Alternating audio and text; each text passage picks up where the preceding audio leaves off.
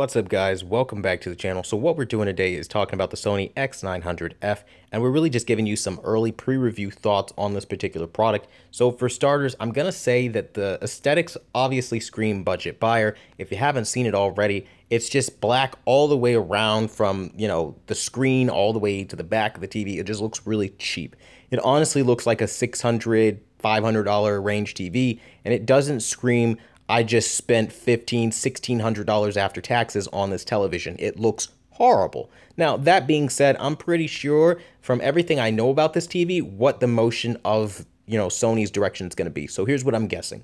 Sony's going to come out with the Sony X900F. The initial picture quality is going to be amazing. However, after a couple patches, since it requires Dolby Vision to be baked in, that's when they're going to sneak in some of the things that will hinder performance, even if it's minor, and some ways to weaken the performance so that the OLED that they're pushing this year will actually sell, because the 940E and the 930E last year were amazing TVs that really, for the high-end customer, were a no-brainer that kept OLED on the sidelines from Sony, especially when you could just go to LG, since LG made the panel like they're making the panel this year. A lot of people didn't see the value in buying something that wasn't even made by Sony as far as the screen, and honestly felt like LG would be the better option since they're the ones making LG TVs.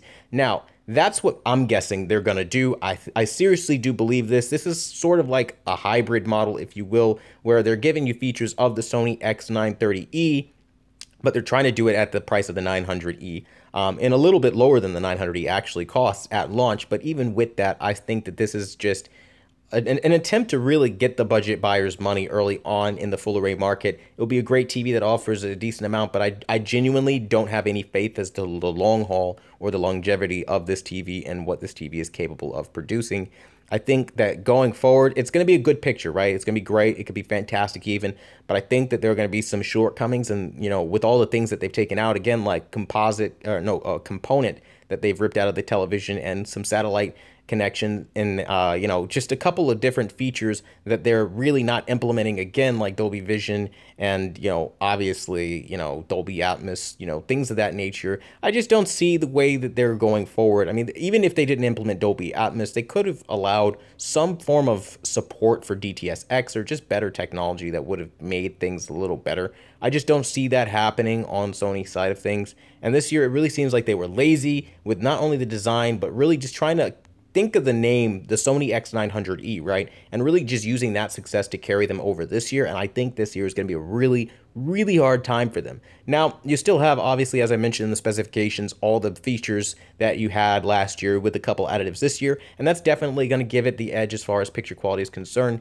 But where gamers and where movie buffs needed to hear there was an improvement, Sony's been very tight-lipped. For example, nobody knows how many zones this TV has, a similar case to last year because Sony never shares their specifications. And this actually kind of hurts Sony because you have 1,000 zones being mentioned all the way in Hisense with their new flagship model. And, you can only imagine other companies are going to start releasing their zones, and it's only going to hurt Sony to be tight-lipped about this. Also, to not tell you what kind of milliseconds or refresh rates you're going to be seeing on this particular product, again, really does hurt you in the long run as a prospective buyer if you're looking for certain performance, and you kind of have to play a guessing game. And that's one of the negative things about Sony and the way that they're going about their business. And particularly these TVs this year, again, they really are very ugly.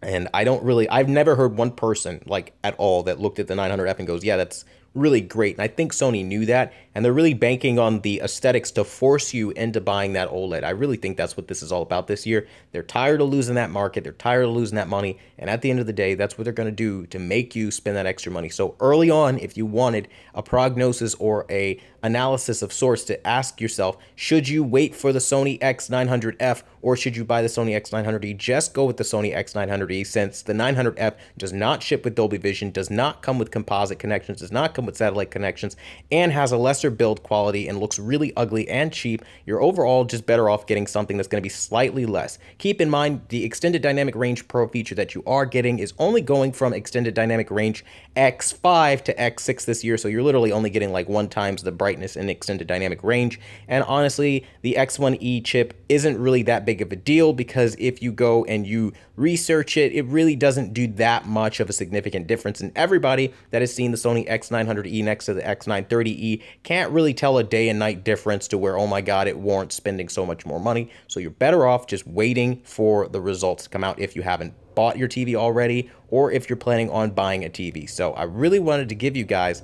this information, and I really hope this information helps you guys out. That being said, my name's Quantum Apotheosis. I bring you guys the apotheosis of information. Thank you guys so much for stopping by and being a part of the channel today. Until next time, I'll see you later.